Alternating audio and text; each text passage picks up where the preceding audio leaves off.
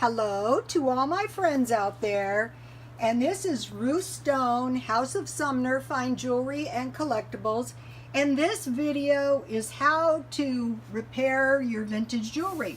So say, one of your stones falls out, God forbid, you glue a little piece of silly putty Play-Doh. Okay, that's the stone right there.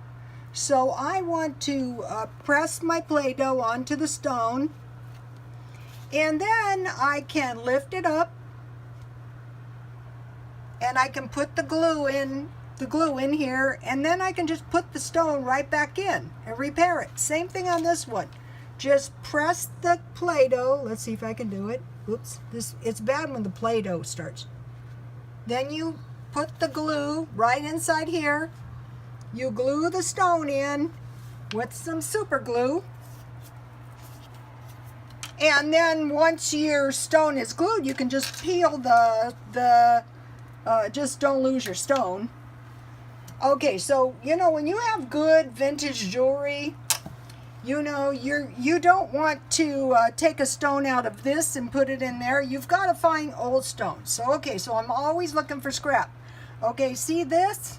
When I bought this ring, I got a really good price on it because it was missing 2 stones in the corners, but I could repair it if I find the right stones.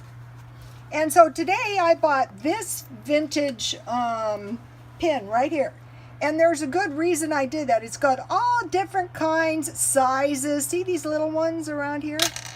Those could be used to repair some vintage jewelry. And these big ones could come in handy. And this thing will come in handy. Either I'll sell it or I use it for scrap. So there you go. Let's go up here. So I bought some silly putty. And what I did is I just took some silly putty. Once it starts drying up, you want to do it right away before your silly putty dries up. You take out a little piece. And once you get good at it, it's hard to really kind of display, but it's very easy to do. And then you just put it right back in there, and then you can just peel it right back off. And I'm not sure where this little stone came from, but it would be a good match for this. And see how it's got those little tiny ones up here?